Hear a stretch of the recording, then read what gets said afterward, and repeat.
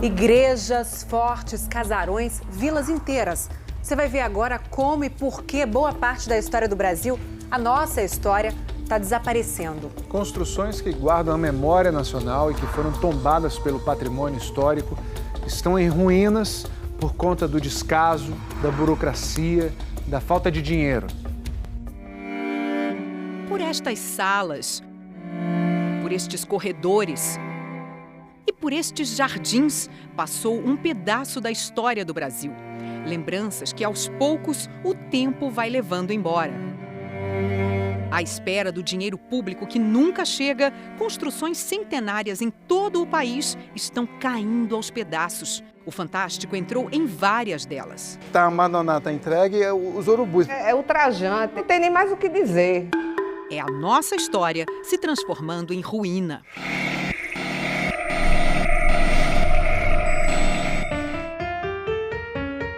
Estamos em Olinda, Pernambuco. No alto desta colina, em 1535, os portugueses montaram uma das primeiras vilas do Brasil, 35 anos depois do descobrimento. As construções do período colonial deram à cidade o título de Patrimônio Cultural da Humanidade. Esta é a praça da Igreja Matriz, a principal de Olinda. E é aqui que acontece a concentração dos blocos para o famoso carnaval. São Pedro é matriz paroquial, é uma das igrejas mais antigas que nós temos. Mas isso não impediu a falta de conservação da igreja, construída no século XVIII. Por fora, pichações nas paredes e infiltrações no telhado. Vamos entrando e as marcas do abandono ficam mais evidentes. A gente vai entrar na parte pior, olha, as tábuas estão tão podres que dá até medo de pisar. E aqui em cima, a torre tem 4 sinos pendurados com uma armação de metal que pesa várias toneladas. Tudo em cima de madeirame completamente podre. A torre corre risco de cair. E os sinos? Não podem ser tocados, nenhum dos sinos da igreja. A ameaça de desmoronamento fez com que a Defesa Civil interditasse todo o local há quase 2 meses. Foi o mesmo destino da Igreja do Bonfim, fechada desde 2012. A construção, também do século XVIII, costumava ser um lugar de peregrinação intensa. Cenas que ficaram no passado. Cristiane e a mãe são vizinhas da igreja. Assistiram de perto à degradação, sem que nada fosse feito. É uma igreja linda, uma igreja que tinha atividade. Agora a gente está morando junto de um defunto que pode a qualquer hora se movimentar e que eu não sei o que pode acontecer. A interdição aconteceu depois que o forro sobre o altar-mor desabou. O que você gostaria que fosse feito? Todas as pessoas que gostam de Olinda querem que essa igreja seja conservada, preservada. As igrejas de São Pedro e do Bonfim são apenas 2 dos 425 imóveis tombados em todo o país que fazem parte do programa criado pelo governo federal para preservar o patrimônio brasileiro, o PAC Cidades Históricas. Em 2009, o então presidente Lula lançou o pacote. É a gente preservar a história. A meta era ambiciosa, 7 bilhões de reais para obras de restauro em 143 municípios. 4 anos mais tarde, em 2013, apenas 5 milhões de reais haviam sido liberados. Foi quando a presidente Dilma Rousseff relançou o programa. São a prova viva do ambiente em que se formou o nosso povo. Com uma promessa bem menos ousada.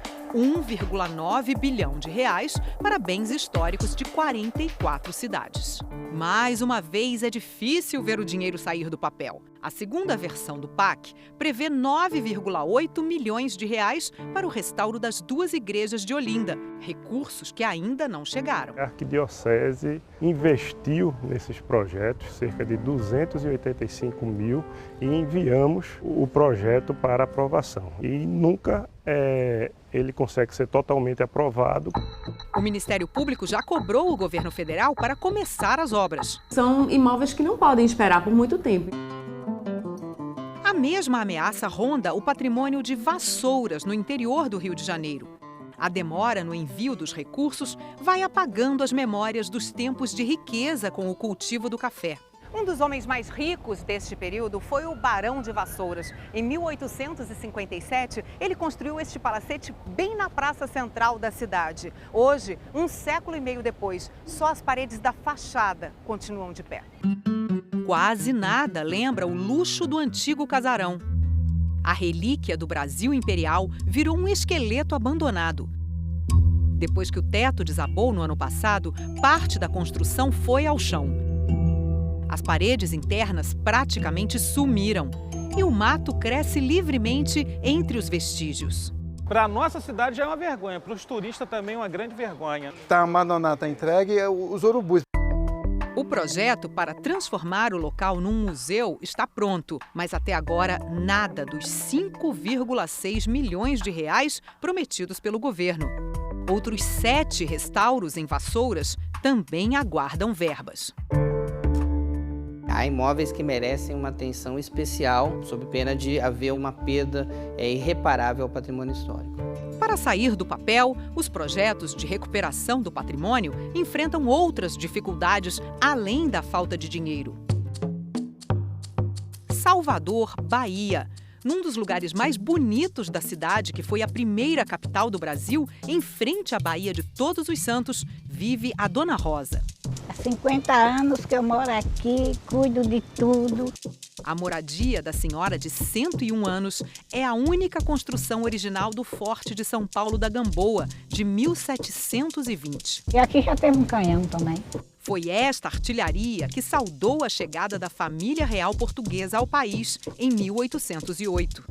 Os anos se passaram e a preservação da fortaleza foi deixada de lado. O prédio desocupado, abandono sem vigilância, obviamente foi invadido numa região privilegiada, costeira, com uma proximidade muito grande já de invasões, que é o bairro da Gamboa, que é o antigo bairro de pescadores. Rosa chegou nos anos 50, quando começou a invasão. Era mato, mas já estava trancada a porta. Só tinha as paredes em pé. Numa delas, entre fotos e calendários, ela guarda de recordação a única chave da porta do forte. Podem ser os últimos momentos de Rosa em casa.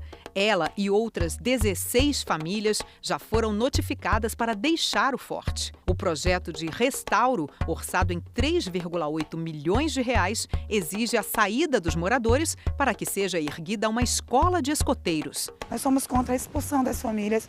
Nós somos contra a ideia de uma reforma que não inclui as ideias da comunidade, que são boas. Para se retirar uma família que já ocupa há algum tempo um território, você tem que realocar essa família para um outro local, dar-lhe uma moradia digna. Eu não quero sair. Sem mais, sem menos, eu não queria sair. Os cenários que o Fantástico encontrou em Salvador, Olinda e Vassouras demonstram o desempenho fraco do PAC Cidades Históricas. Depois de 6 anos, apenas 8 das 425 obras foram concluídas, todas em 2015. A recuperação de uma ponte e uma escola de artes na cidade de Goiás, terra da escritora Cora Coralina, no estado de Goiás. O restauro do Mercado Ver o Peso, em Belém, Pará.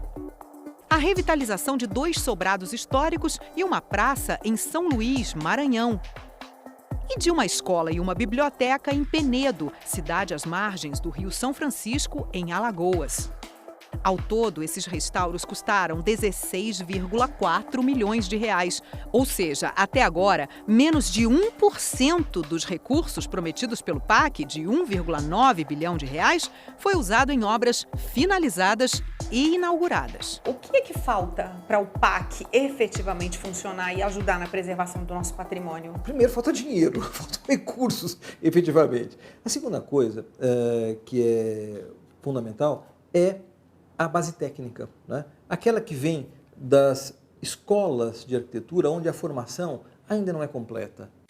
O arquiteto Samuel Cruxim, que trabalha com obras de restauração há 30 anos, aponta outro problema. São raras as empresas que têm uma cultura, né, de restauro muito consistente.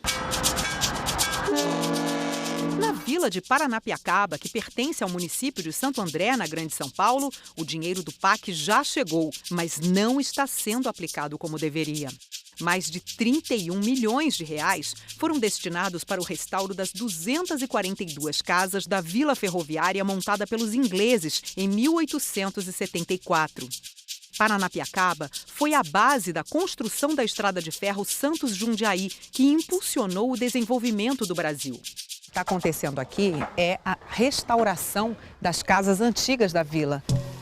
Nós levamos imagens das obras para o arquiteto. Não dá para se pensar que se trata de uma obra de restauro. Como deveria estar o canteiro de obras? A primeira condição de um canteiro de restauro é a proteção do objeto a ser restaurado.